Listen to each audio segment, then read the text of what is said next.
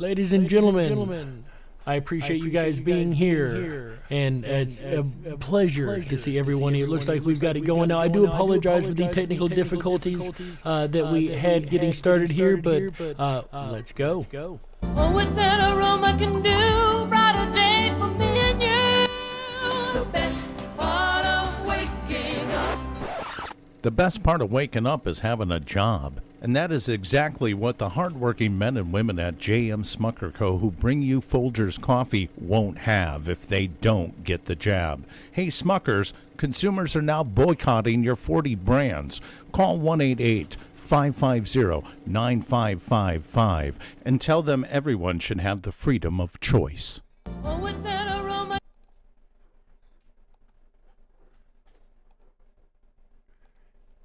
If everyone will please stand, or at least put their hands over their hearts for the playing of the national anthem.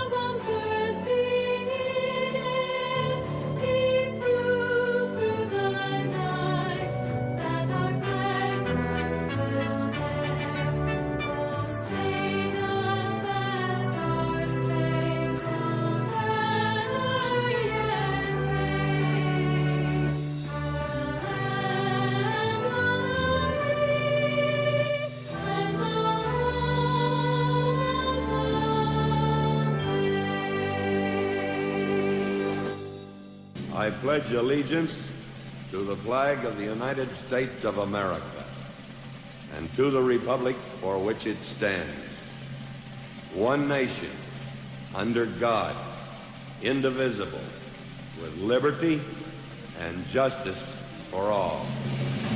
Lately, USA is getting scarier. Half of the Americans I see all hate America. They hate the cops doing their best to take care of us and kneel for the flag and salt the soldiers that we're burying. I'm tired of the pissing and complaining. Why you living in America if all you do is hate it? You think it's brave to take a stand against the nation? Real bravery is dying for the right so you can say it. Dear America, what happened to Americans? Apparently no one's aware or cares that it's embarrassing. It's arrogance. Our greatest enemy was always slavery and terrorists, and now it's people in the country trying to burn the heritage.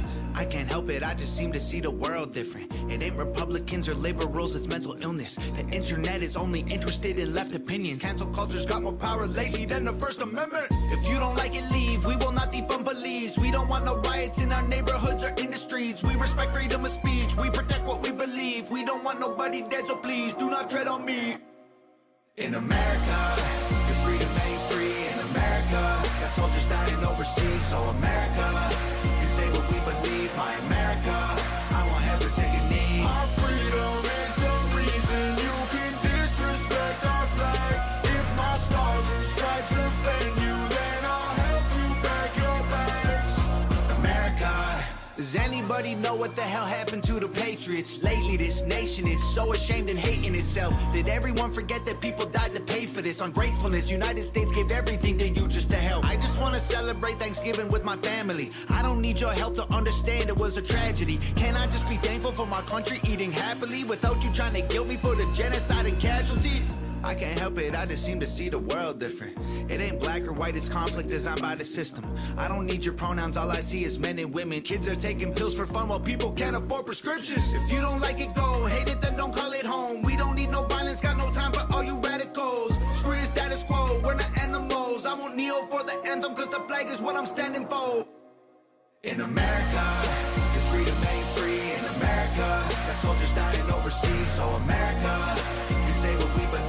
My America, I won't ever take a knee. Our freedom is the reason you can disrespect our flag. If my stars and stripes offend you, then I'll help you back your bags. America, you can hate the government and still love the country. The fundamental values of America are concrete. Republicans and liberals are dumb, to put it bluntly. They're labels that they use to create chaos and corruption. You can know the history and still be proud of where you're from. Every flag around the world is covered in a little blood. We started out United States divided is what we've become. If home is where the heart is, you should show America some love. In America, your freedom ain't free. In America, got soldiers dying overseas. So America, you can say what we believe. My America, I won't ever take a knee. Our freedom is the reason you can disrespect our flag. If my stars and stripes offend you, then I'll help you pack your bags. America. Ripon Rabbit Hole is a community-driven radio. At times the community comments may reveal prejudices and other beliefs that we or our sponsors do not condone. Views or opinions expressed by the community, callers, or guests, are those of the individual speaking and do not represent the views or opinions of this site. Ripon Common Sense content is intended for mature audiences only. Enjoy. Coming to you from a secret cave, hidden deep within the wilderness. This is the Dark Wolf's Den Show. Now, here is your host, Jerry Hicks. That's right, I am Jerry Hicks, also known as the Dark Wolf, and welcome back to another episode of the Dark Wolf's Den Radio Show. This is a special new episode we're starting, a new series we're starting called the Freedom Flame series. We're going to be doing it just a little different than our Wednesday night shows, of course. And we are glad to see every last one of you guys here. We are going to be talking tonight about a stolen democracy, and clearly in our lifetime we've seen this country go to something that none of us would have ever dreamed it would have. But how did we get here? You'd be surprised by that answer, or maybe you wouldn't. But we're going to go over all that and more here in just a moment. But first, let's see who all we have joining us over here in our chat room. And we've got quite a few guys. Hey guys, glad to see everyone here. Like I said a moment ago, Michael Fontaine with a thumbs up. Michael Fontaine over in the Dark Wolf's Den Show chat says, been waiting for a minute to say thank you, Jerry and AJ, for the birthday shout out for Parker. She had a great day. Well, I am so wonderfully glad to hear that she had a great day. It is our honor here at the Ripon Rabbit Hole to do that for you, Michael. Absolutely. Sandy B in the house says hello Sandy. Earl Taylor, hey everyone, number one today. That is right, Earl Taylor, you are number one in the Ripon Rabbit Hole chat today. Congratulations and top hats off. JoJo's with the skull and bones. Absolutely, they could very well be one of the thieves involved in tonight's episode. We don't know.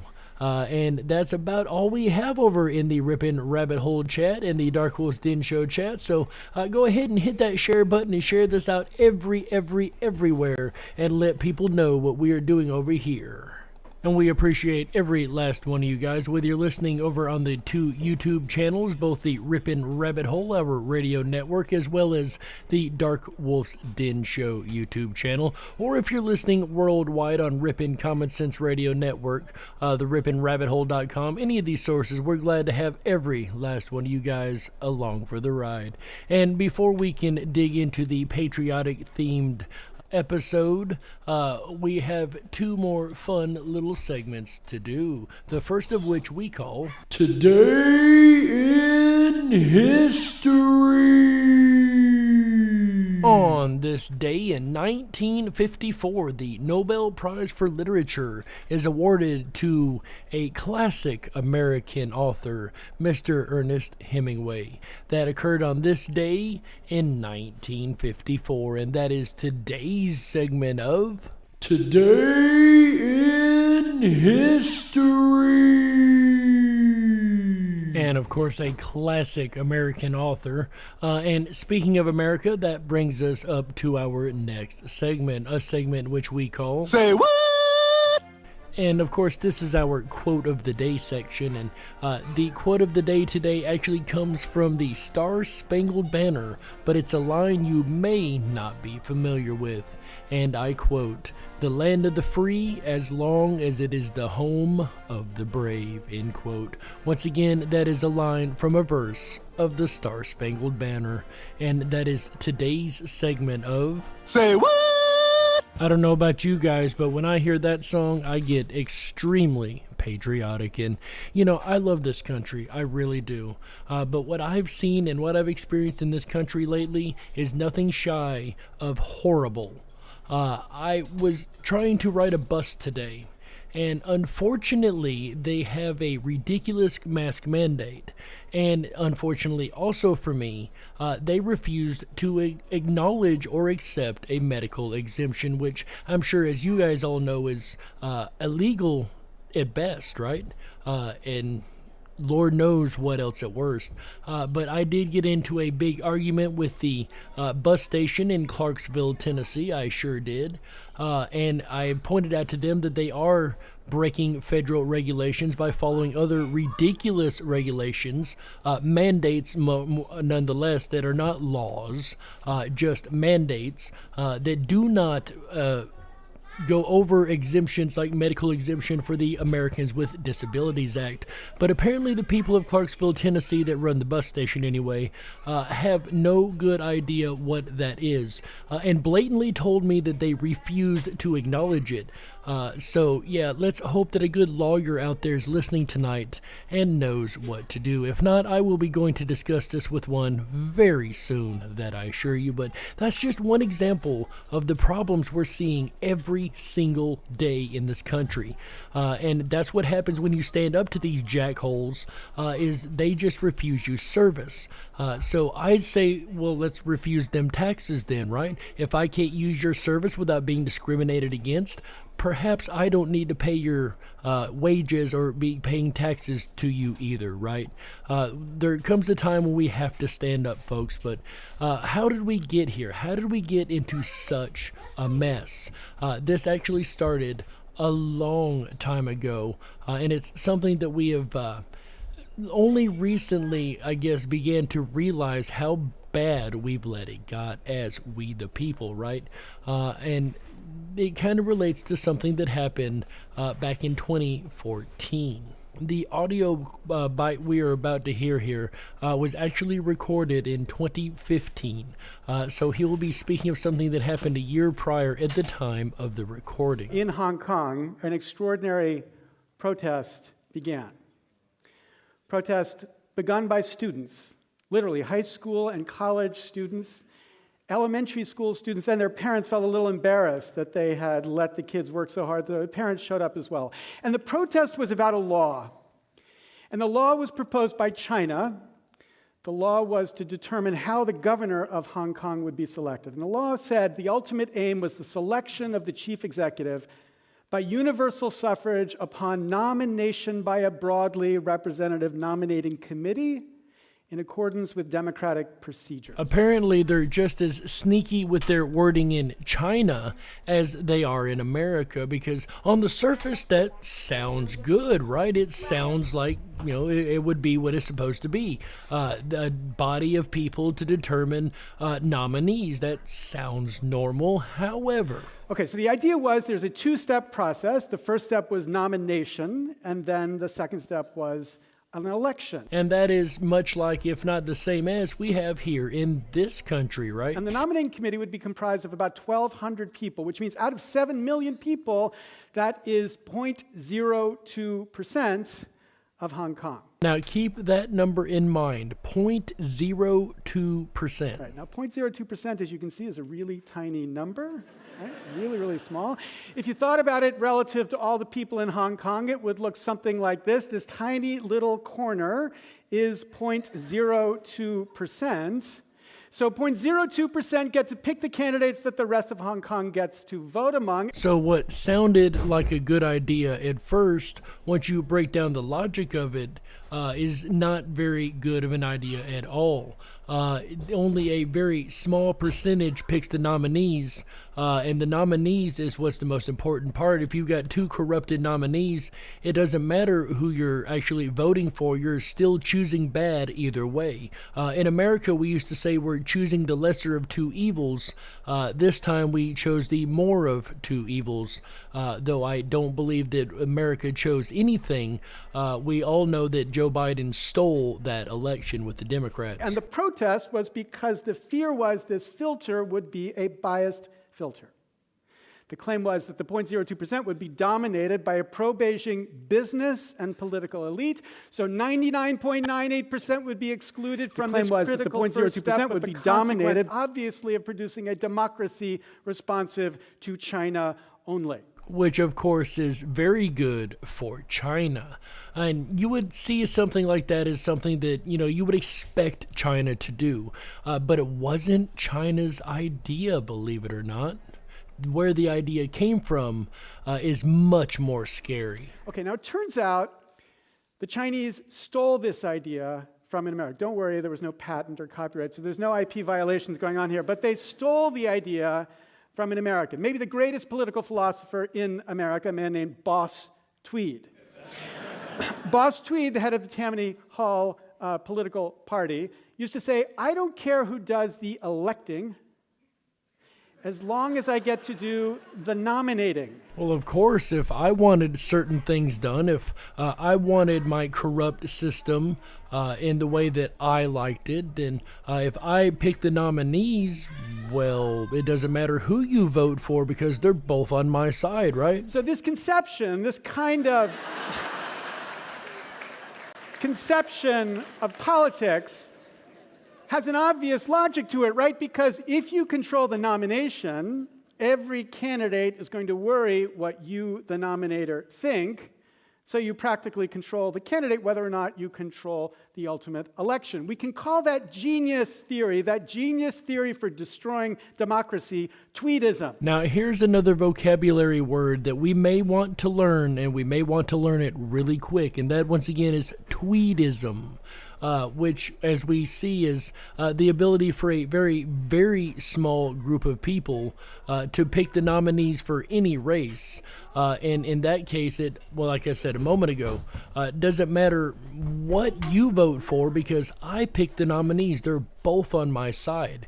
And at that point, the representatives are no longer representing the people. They're representing the nominator. Tweedism. Any two-stage process where the Tweeds get to nominate. And I really like over here in chat, Tyrone Jackson says, in a free society, or quote, in a free society, the state does not administer the affairs of men. It administers justice among men who conduct their own affairs. Well stated. That's a quote from Walter Lippmann, and I could not agree more with that. Hello, Prairie Fire. Glad to see you. Tyrone Jackson, glad to see you over here. Alva Yoder, welcome. Glad to see you stopping in. Sandy B said 12/5/55 to 12/20/56. Montgomery, Alabama. Certain people boycotted riding buses. It worked. They stood united, as we should, as a group, and I fully agree. And then the rest get to select is Tweedism, and the consequence of Tweedism, obviously, is to produce a system responsive to Tweeds only. And of course, in today's day and age, the Tweeds would be the corporatists and the elites, the ones with the big money, the ones that are funding everything, the money funders, as Rex Baird puts it over on Leak Project, or the MFers, as he references them, money funders. Now, Tweedism was practiced not just in the North, not just in New York, it was practiced in the South too. Texas, 1923, practiced Tweedism. By law, in 1923, Texas passed a statute that said in the Democratic primary, only whites could vote. Only whites could vote. Remember, that is this same Democratic Party that today claims to care about minorities, which is, of course, absolutely ridiculous to believe that the Democratic Party has ever cared about minorities. If you go and look at their track record, this is not speaking from a party line, understand? This is speaking from a historical line. Not only in 1923 in Texas, but they've done many, many things against minorities. And then at a time for election, they try to jump on the stage and say, we care, we care, we care. And they only care until the end of election time. I'm just saying that's what I'm seeing. Blacks could vote in the general election if, of course, they could get registered, given all the barriers to registration, but only whites could vote in the Democratic primary. And of course, back then, hard to imagine, but back then, the only party that mattered was the Democratic Party in Texas. So in this two-stage process, blacks were excluded from the first stage, 16% of Texas excluded from this critical first stage, with the consequence obviously producing a democracy responsive to whites only. Clearly and blatantly excluding 16% of the population when it comes to choosing the nominee. Not voting for, but choosing who you're going to vote for to begin with. Now, those cases are obvious to us. Everyone looks at that and says, there's something obviously wrong with those so-called democracies to set up their structure in that way. So why don't we see it here? Well, who's to say that we don't see it here on American shores, right? Just because the general population has had it hid from them for so long doesn't mean that it is not happening right under our noses. We take it for granted in the United States that campaigns will be privately funded. But we need to recognize funding is its own contest. That's right. Funding is its own contest. And this is where the majority of the problems start to come in, right here. Funding is its own primary. We have the voting system where people vote, but in the first stage to that, there is a money primary that determines which candidates are allowed to run in those voting elections. Now, that money primary takes time. Members of Congress and candidates for Congress spend anywhere between 30 and 70% of their time dialing for dollars. This is an old telephone, you might not recognize this, but dialing for dollars, calling people all across the country to get the money they need to run their campaigns or to get their party back into power. Which, once again, we've been so used to this type of system that seems pretty normal to us, right? But there's a majorly fatal flaw in this, if you haven't noticed already. B.F. Skinner gave us this wonderful image of the Skinner box, where any stupid animal could learn which buttons it needed to push for its sustenance. This is a picture of the life of the modern American congressperson. I love how they just compared every single congressperson to an animal with an extremely low IQ. That sounds about right. As the modern American congressperson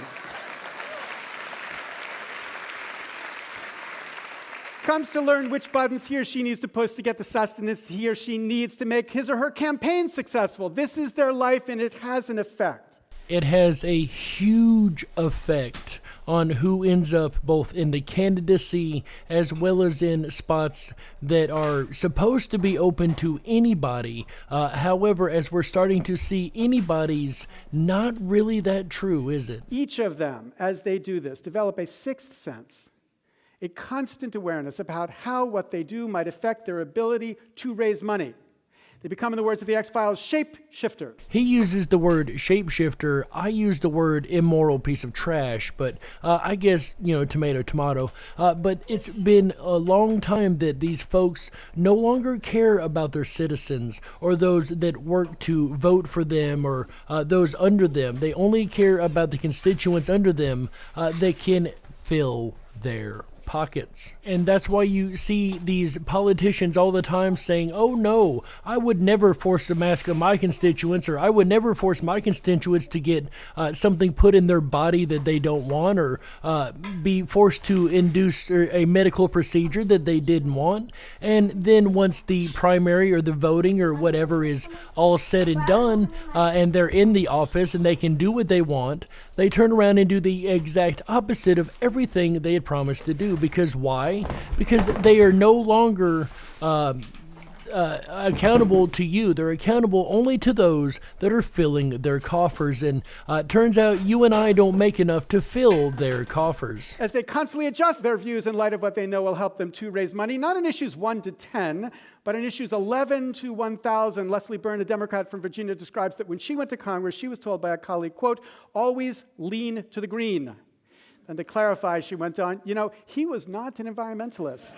Always lean to the green. They tell each other blatantly in Congress. And that causes a lot of issues, even for those that want to do the right thing, right?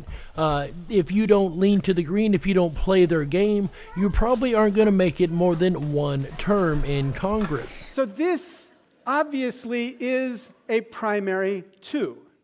It's the money primary. It's not a white primary, it's the green primary. It's the first stage in a multi-stage process to select the candidates who will represent us. So if this is the structure, we should interrogate who are the funders. And that's information that we rarely, if ever, are made privy to, is who these funders, these MFers, these money funders really are. And even if we are made privy to them, see, what I think we should do, like George Carlin said. All the Congress people should have to wear jackets with all their sponsors on, like NASCAR jackets, right? Then we'll know who they're lying for. Like the fact that a majority of Congress right now are also sitting on boards of, medical manufacturer companies, vaccine companies, all these companies that are running what's going on in our society and being forced down our throats. Companies that are involved with masks, companies that are involved with, financially involved with all these things we're seeing, and wondering why these politicians aren't standing up for us, because we're not the ones paying them. The companies that they're working for, these dirty pharmaceutical companies and all that, that is what's paying these people. That's why they could give a blatant care less about you, me, and anyone else under their constituency anymore. Well, we can think about who the biggest funders are. In 2014, the top 100 gave as much as the bottom 4.75 million funders to congressional campaigns. So 100 people donated as much as the bottom 4.5 million people. 100 people have the biggest say over that 4.5 million. Their money mainly funded the whole campaign. Therefore, these people would be more likely to listen to those folks opposed to you and I, who could not fund nowhere near as much as that and really thought we were helping by giving our little $2 or $3 to them. Turns out that means our voice is about as good as an ant's. In this election cycle so far, 400 families have given half the money in the election contributions and contributions to super PACs so far. 400 families. That's not American democracy. That is banana republic democracy. And remember, that was in 2015 when he was giving this talk. Went through a couple election cycles since then.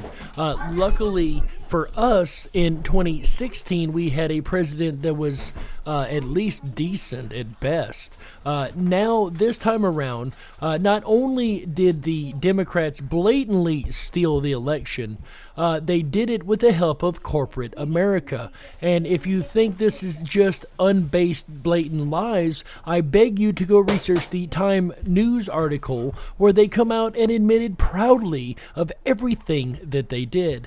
So all these news articles claiming that they're baseless claims of election fraud, there's nothing baseless about it. They blatantly admitted it. They are becoming and have already severely become a danger to our democracy. And then we can think not just about the biggest funders, but think about the relevant funders. Of course, the people giving millions of dollars have the attention of the members of Congress.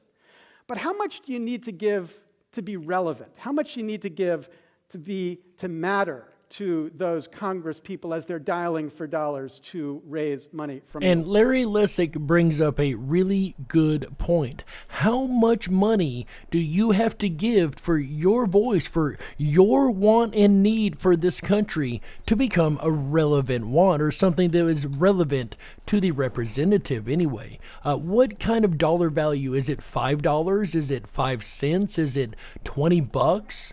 As we all know, representatives are for sale, and like Tom McDonald said, you and I cannot afford them. Well, let's take the people who maxed out in 2014. And in 2014, that means you gave $5,200 to at least one candidate.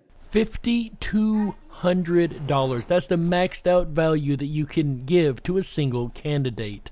And there was a very small number of people that did that. And it's my guess that those number of people are the ones whose needs or wants are actually going to be listened to, opposed to you, me, and everyone else listening to this program. In the general primary and in the general election. 2014, it turns out 57,874 Americans maxed out in that way. Which seems like a pretty big number, right? So we could say 57,874 gave enough to matter, to control, to be the dominant force in this first stage of the election process. And then some of you out there, the math geniuses out there, beginning to do the numbers, you're thinking 57,874? Wait a minute. Do we have any mathematicians in the audience? Have you guys already run the numbers on this? Do you have any idea how much of the American population that 57,000 actually covers? That's 0.02% of America. That's right, ladies and gentlemen, there is that 0.02%. Again, I told you that number would be important earlier. Remember, we found that number originally because of China. Those were the number of people who were actually able to make a nomination, agreed upon a nomination for the rest of China, or Hong Kong, to vote on. 0.02%. So there's no difference between the 0.02% in China choosing who the electors or who the candidates are going to be to begin with, or the 0.02% in America funding who the candidates are going to be to begin with. 0.02% of America dominate this first stage in the process of electing the candidates who will represent us. They pick the candidates, because you can't be credible unless you get their money, and we get to vote for those candidates. This tiny fraction of the 1%, this Chinese fraction of the 1%, dominate this first stage with the consequence, obviously, of producing a democracy responsive to these funders only. This Princeton study, which is a Harvard professor I'm not allowed to talk about much, so let's get it off the stage quick, by Martin Gillens and Ben Page, the largest empirical study of actual decisions by our government in the history of political science, related the actual decisions of our government over the past 40 years with the views of the economic elite, the views of organized interest groups, and the views of the average voter. And can anybody just take a guess at what the outcome of that is? Do you think that they actually found a direct correlation between the ones that are funding the campaigns and the bills that actually pass? Or do you think it was just no correlation at all? And what they found was there was a nice correlation between the views of the economic elite and what our government actually did. So as you go from 0% of the elite supporting something to 100%, the probability of that proposal being passed goes up. Same thing with organized special interest groups. As the number of them supports something increases, the probability of that proposal being passed goes up. Here's the graph for the average voter. It's a flat line. Flatline, literally and figuratively. What this is saying is, as the percentage of average voters supporting a proposal goes from 0 to 100%, it doesn't change the probability that that proposal will be enacted. As they put in English, when the preferences of the economic elites and the stands of organized interest groups are controlled for, the preferences of the average American appear to have only a minuscule, near zero, statistically non-significant impact on public policy in a democracy. This is true. A democracy that is today not worth the paper that the documents founding it were written on. A democracy that has been stolen out from under the American people, we the people, and has been blatantly turned over to those with the most money. The ones that are in charge, if you will, of public policy don't give a rat's patoot about the public and what they actually want. We the people's voice has been stolen. Our democracy has been stolen, and we need to take it back. But unfortunately, speaking of taking things, we have to take a network break right here. So my name's Jerry Hicks, also known as the Dark Wolf, and you're listening to the Dark Wolf's Den radio show, Freedom Flame series, exclusively at the home of the Freedom Flame, Ripon Common Sense Radio, the Ripon Rabbit Hole. We will be right back for the second half of the Dark Wolf's Den show after these messages. Don't you touch that dial. That's right. We gotta stoke the fires and run off the men in black. Don't touch that dial. We'll be right back.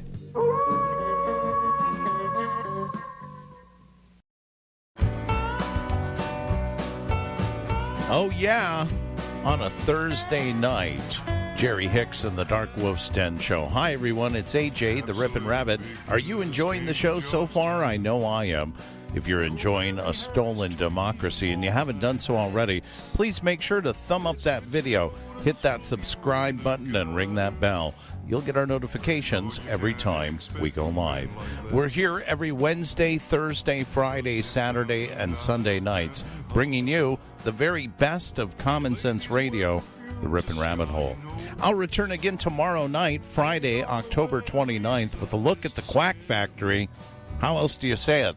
If it looks like a duck, walks like a duck, sounds like a duck, it's a cat. And that's what is being produced in today's Quackery Factory. Join me again tomorrow night, Friday, October 29th, 7 p.m. Pacific, 10/9 Central. We'll dive through that rabbit hole together. Then, an interesting Saturday night set of guests will be here. Saturday, October 30th, we're going to dive through the rabbit hole of a nation's destiny. You're going to want to pay attention Saturday, October 30th at 7 p.m. Pacific, 10/9 Central, as all shows do. It's going to be a very interesting exploration of the destiny of a nation. And then, of course, Sunday night, October 31st, Halloween. Come along with us as we do our second annual Ghost to Ghost. We're going to have open lines and your ability to share your ghost stories with us live on air.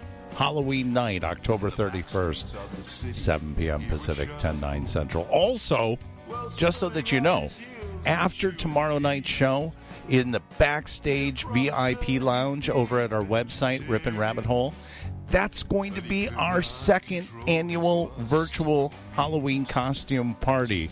We invite anyone to invite your friends, your family, heck, invite your family's friends, and join us immediately after the Quack Factory show tomorrow for our virtual Halloween costume party. Now, here's the rules. You got to come dressed. You got to have a costume on. You can have as elaborate of a costume or as minimum of a costume as you can muster. But we do encourage you and your friends and your family's friends to also come dressed in costume.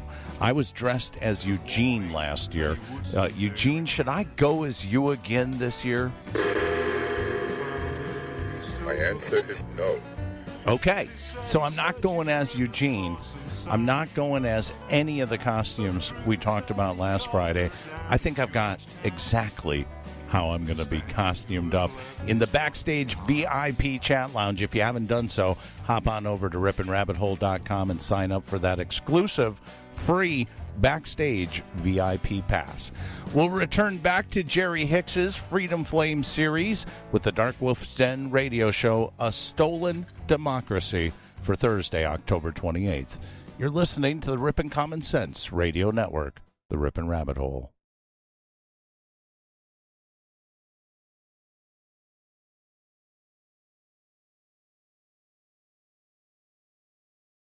Can do brighter day for me and you. The best part of waking up. The best part of waking up is having a job. And that is exactly what the hardworking men and women at J.M. Smucker Co. who bring you Folgers coffee won't have if they don't get the jab. Hey, Smuckers, consumers are now boycotting your 40 brands. Call 1-888-550-9555 and tell them everyone should have the freedom of choice.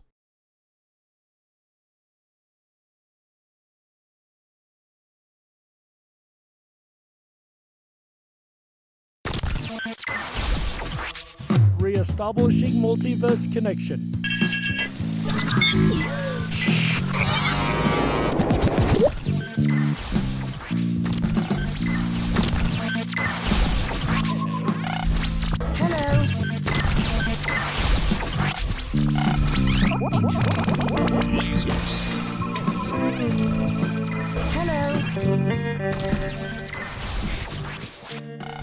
Connection reestablished and secure. This is My Life DIY, and hi, this is JoJo. Hi, my name is Ash. Hey everybody, it's AJ the Ripon Rabbit. This is Cynthia Sue Larson. This is your man Meta, aka Propagate This Light. And you're now listening to Dark Wolf's Den. The Dark Wolf's Den Show on Ripon Common Sense Radio. If you were meant to be controlled, you would have come with a remote, but you didn't. And that's why you listen to the Dark Wolf's Den Show. Now, here is your host, Jerry Hicks. That's right, I am Jerry Hicks, also known as the Dark Wolf, and welcome back to the second half of the Dark Wolf's Den radio show for Thursday, October the 28th, 2021. So whether you're on the edge of reality, the edge of the galaxy, or the edge of your seat, we're glad you chose us to be right there with you. Ladies and gentlemen, if you're just tuning in tonight, we are discussing the stolen democracy in which we live in this brand new episode of the brand new Freedom Flame series. A series that is going to become more and more important as we go. This is basically just an overview today of the problem, one of the main problems that we have in our, quote, democracy is the fact that our, quote, democracy has been blatantly stolen from us, not only in the 2020 elections, but for a long time now. That just happens to be the last and most blatant example that we have. And make no mistake, that was stolen, point blank. And I will not stop saying it. To stop saying something like that would be a danger to the democracy, what little of it we have left, right, ladies and gentlemen? But let us get back to our guest, Mr. Larry Lessig, as he continues to discuss the stolen democracy that we have and the way that we could possibly find a way to enact things to fix it. Don't worry, ladies and gentlemen, I do not offer complaint without in the end offering a type of solution, and we'll get to that here in just a moment, but let's continue on. Ladies and gentlemen, Larry Lessig. All right, so here's the picture that we had. We were told of our democracy. There we were, citizens driving the bus. But here's the reality. The reality is... The reality is the steering wheel has become detached from this bus. We don't drive the bus anymore. We do not anecdotally, in the most aggressive empirical analysis, have no relationship to what our government does. This is a product of tweedism. Tweedism. And yes, without question, our democracy has definitely been taken over by tweedism. And what tweedism is first corruption. It's a corruption of the design of our representative democracy. And I'm not sure how clear people could see it in 2015, but in today's society, it's very easy to see the amount of corruption that is taken over and is running things now. When Madison gave us our representative democracy, he described it in Federalist 52 to be a system that would have a branch, Congress, that would be, quote, dependent on the people alone. An exclusive dependence. That might be how it started and how it was meant to be, but that is definitely not how it's going. But that's not our Congress. They're dependent on the people and dependent on the tweeds. And I would say more dependent on the tweeds than the people at all at this point. And then to go on, to clarify, Madison in Federalist 57 said, by the people, he means, quote, not the rich more than the poor. Not the rich more than the poor. But that's not our reality. The people today mean not the rich more than the poor, except for the tweeds. The tweeds have more power than the middle class and the poor. This is corruption. It's not criminals. And that's where me and Larry 100% disagree, is that it's not the criminals. It's very much the criminals. At this point, I would call almost every single member of Congress a criminal, whether Senate or House. It's a system in which decent people who come to this city to do the right thing find themselves bent to do the thing the tweeds demand, because that's the only way you can survive. It is corruption. And how do we allow such corruption to take over our system? But it is caused by a basic inequality that we've allowed to evolve inside of our representative system, an inequality. An equality that perhaps at some fundamental level we were aware of, but an inequality that has grown and grown and grown into more of a precedent than an accident. And it kind of reminds me of the old book, The Animal Farm. You guys remember having to read that in school? That's exactly what this reminds me of, specifically one line from The Animal Farm. You guys know which line I'm talking about? How about you, Mr. Larry Lessig? What line am I talking about, sir? Remember Orwell's all animals are created equal, and what we've got here, all animals are created equal, but the tweeds are more equal than others. All animals are created equal, but some animals are created more equal than others. Well, into modern society, all people are created equal, but the tweeds are just a little more equal because they're the money funders. They're the ones that are deciding the policies that you and I have to live by, no matter how egregious or absolutely ridiculous they may be. It is inequality. But what's critical about recognizing that it's inequality is if we could remove the inequality, if we could address that fundamental inequality in this representative democracy, if we could neutralize this tweedism, then we could crack the corruption that makes it impossible for our government to do any of the things we want our government to do. We could achieve a system dependent on the people alone because only the people would be having the influence inside that government. It would be a system where not the rich more than the poor were the people, because everyone would, because of this equality, have the capacity to press the government in the direction they want the government pressed. Equality. I'm not talking about wealth equality.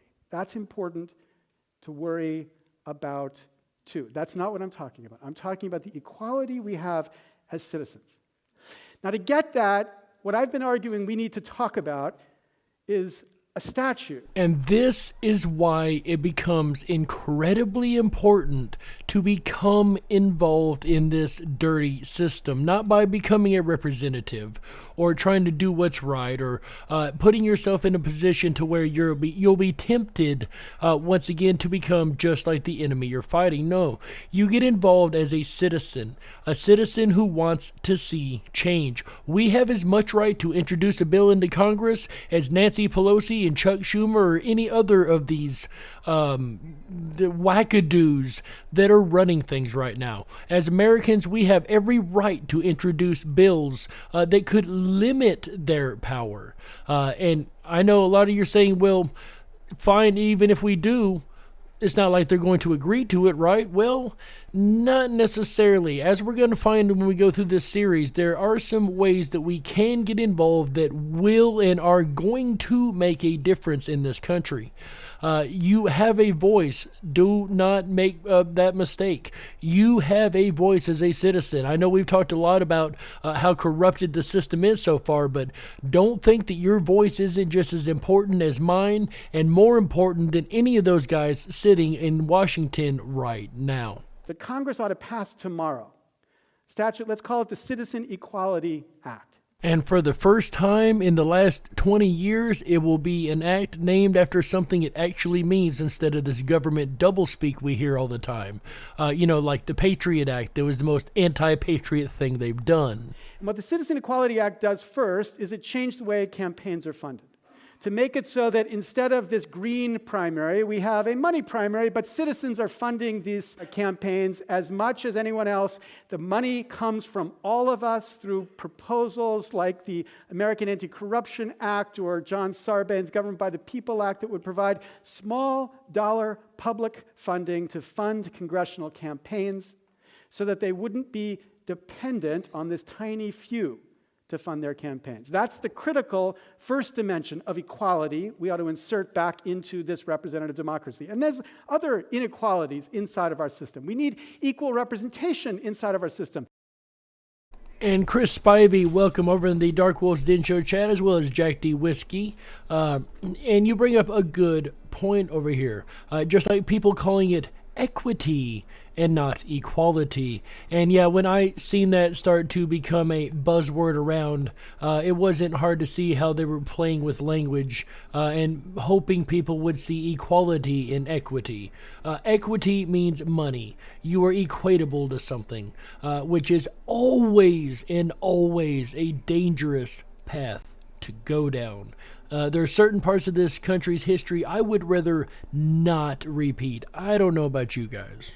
This article, this fantastic article written by Christopher Ingraham for the Washington Post, graphs these gerrymandered districts in the United States. These are congressional districts in the United States. Here's my favorite example of this. You can see the natural community that bonds these people together here. This is a system. They said it's crimes against geography. That's kind of a nice way of putting it. But this is a system where the politicians are picking the voters. The voters aren't picking the politicians, and they pick the voters to create safe seats. Democrats and Republicans both play this game. So in our Congress today, 90 seats are competitive. And let's be very, very clear.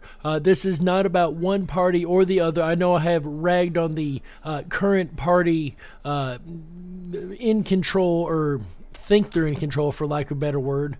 We know old Dementia Joe is not very much in control of anything, but just the same, this is not about party lines. This is about what needs to happen, and they play these dirty games across the board.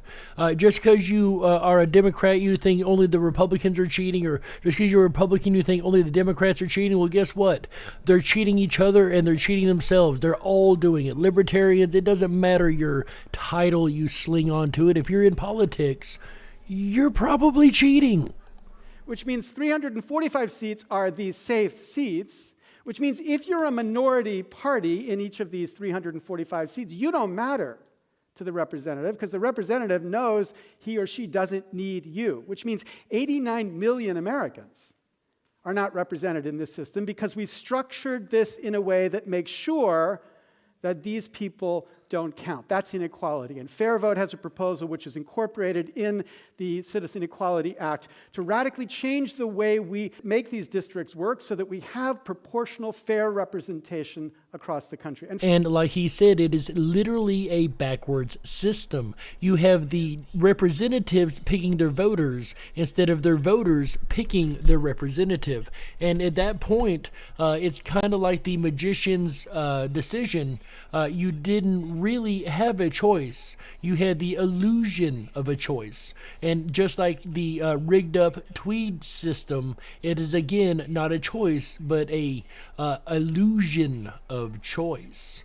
And there's one more part of this act which I gotta say, I'm kind of a fan of this part of the idea. Finally, an equal freedom to vote. The absurd ways in which we make it hard for people to vote, and it's not accidental how we make it hard for people to vote. In the last election, 10 million people had to wait more than 30 minutes to vote, which for people with nannies and iPhones might not seem like a bad thing, but if you're a working family who can't afford that kind of support, that's a poll tax that's too high for too many.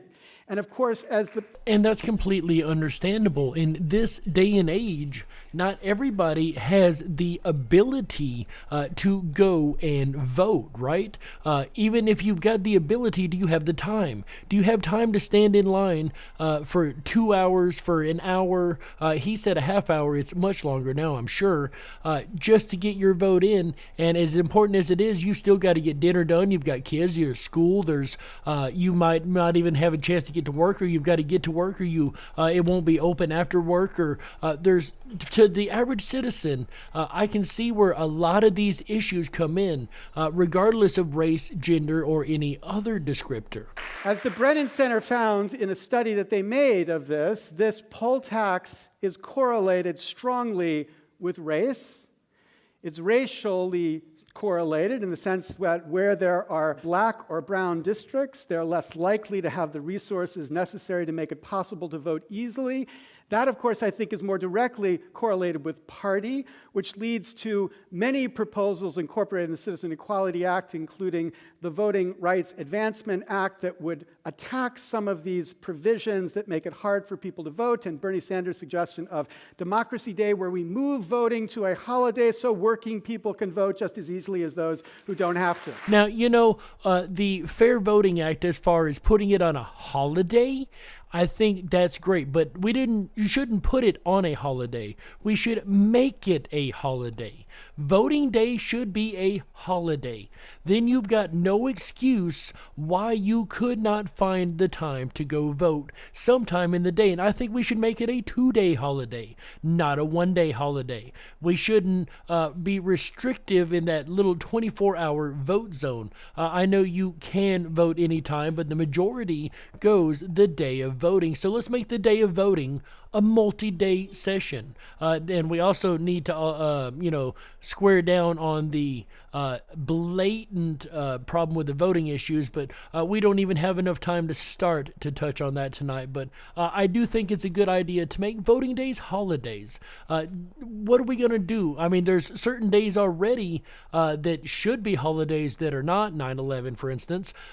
So why would voting day be any different? Unless, of course, you're trying to rig the elections. So these three ideas get wrapped into one statute, a statute Congress could pass tomorrow to achieve this equality.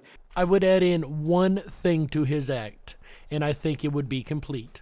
And that one thing would be term limits. If we took the amount of time they were in office and made it where it was only 2 or 4 years maximum, maybe 8 years, 2 president terms, why not? Then you don't have a loyalty anywhere, you can't work in public service or government again, and you have to do something else. Point blank, period. I think that would also help, and there's so much more to tackle and so little time to get there, and we will be continuing to tackle these and many other important topics when it comes to our rights, liberties, and freedoms here in this country on the Freedom Flame series presented exclusively on the Ripon Common Sense Radio Network. Ladies and gentlemen, you guys know that music means the end of the show, unfortunately, so I guess at the end, ladies and gentlemen, all you can do is look at the evidence, apply a little common sense, and you be the judge. That's right, boys. We got to close it out. That's right. That's it for this episode of the Dark Wolf's Den radio show for Thursday, October the 28th, 2021. So whether you're on the edge of reality, the edge of the galaxy, or the edge of your seat, we're glad you chose us to be right there with you. Ladies and gentlemen, the den may be closing, but don't you worry. The weekend fun has only just begun. That's right.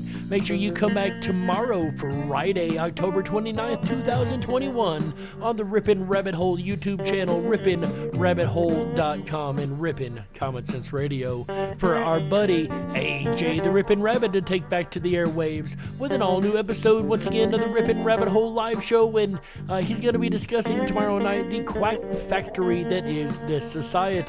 Like AJ said, if it walks like a duck and quacks like a duck, it is definitely a squirrel. Absolutely, 100% hands down, it's a squirrel.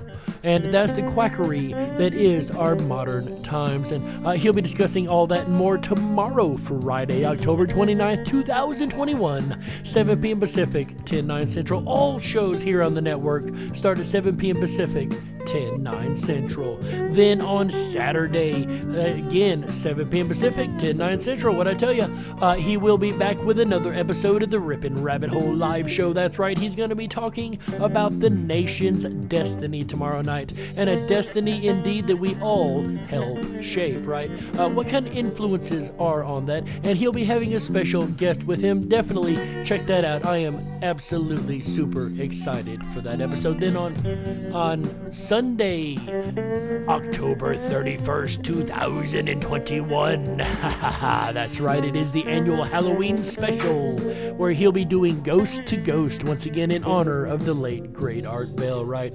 Ghost to Ghost is always a fun show, and if you missed last year's version of it, definitely check this one out. You will enjoy it, that I guarantee. And that is going to close out the weekend here at Ripon Common Sense Radio Network, the Ripon Rabbit Hole. And we hope that you guys also come back on Tuesday. That's right, the first weekend of the month, or the first Tuesday of the month. Every month, November 2nd, will be the TNV in the Backstage Lounge. And speaking of the Backstage Lounge, if you're wondering how to get there, we would love to see you back playing Tuesday night video trivia. It happens once a month, first Tuesday of every month, always a themed show. CSN, I'm sure, or Raider Champion, I'm sorry, go ahead and drop that title into the chat there. Let us know what the theme is going to be for this month. And it is always fun. I have a blast. I rarely win. I won one time. But I have a blast. Sandy B is the champion, reigning champion over there, so maybe you can take the belt away from her and put her, back down a couple levels. Give somebody else a chance to win the TNV. Maybe that'll be you. But in order to do that, you have to go over and log on to the RiponRabbitHole.com. That is RIPON, That's right. Over there, you're going to find the Backstage 24/7 Lounge. First thing you're going to have to do is sign up for the VIP Pass. That is absolutely free, always free, and you will receive an email once a week, every week on Wednesday, with all the Dark Wolf's Den shows and Ripon Rabbit Holes we'll be doing all weekend long.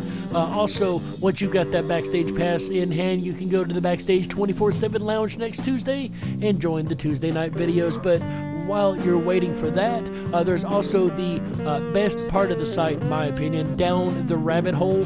That's our exclusive social media section over there. And make sure you definitely drop down there and give us some information. If there's stuff you want to share that the fake social media sites will ban and get you for, we won't punish you at all. Bring the information over here. We would love to see it.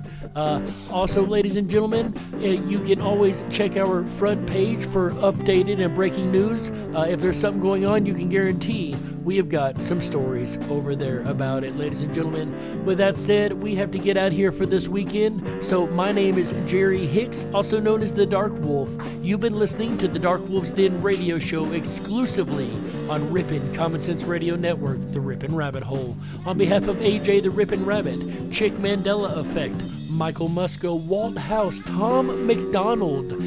We really appreciate him letting us use that music in our show this evening, as well as everybody that has been involved in Ripon Common Sense Radio, and our great friend Tom Bayless here. A bunch of Toms doing music, right? Get down with that music, Tom. Here's one time. If you're looking for a custom soundtrack for your next project, check out Red Shed Studios. Links in the description. On behalf of all these folks, ladies and gentlemen, once again, my name is Jerry Hicks, also known as the Dark Wolf. And remember, until next time, stay awake, but dare to dream. That's right. Howl! Yeah! Good night, everybody.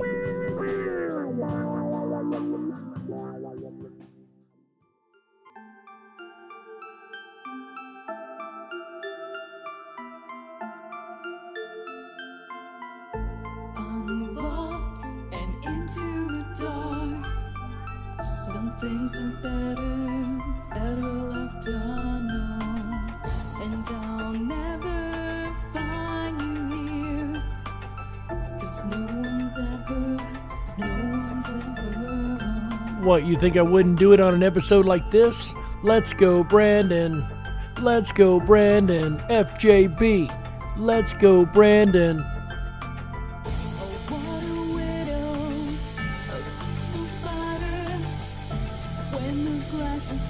She's a sneaky hider. Hide the lies and the alibis. Oh, what a sinner. Is it in her? Let's go, Brandon. FJB.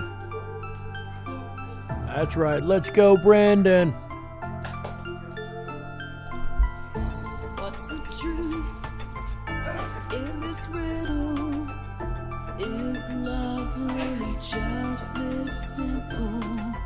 I can't seem to find my way in this world that never stays. Let's go, Brandon. FJB. Let's go, Brandon. FJB. What a widow, a peaceful spider. When the glass is clean, she's a sneaky hider. Hide the lies and the alibis.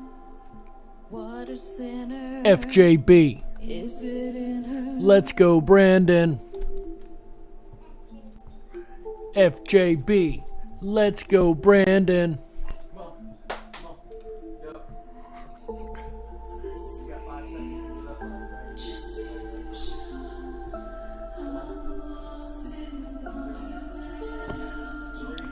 I wonder if he was saddened when he found out he wasn't really screaming his name, right?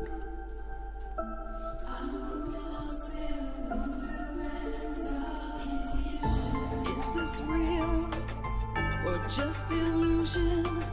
Manifestation or a dark delusion? Is this real or just illusion? I'm lost in a wonderland of confusion. Let's go, Brandon. That's right, FJB. Let's go, Brandon.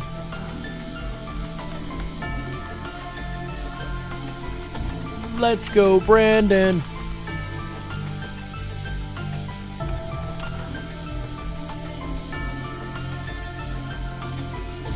Oh, he knew.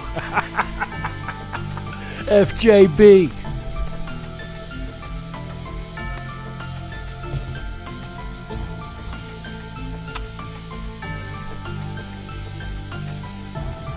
Let's go, Brandon.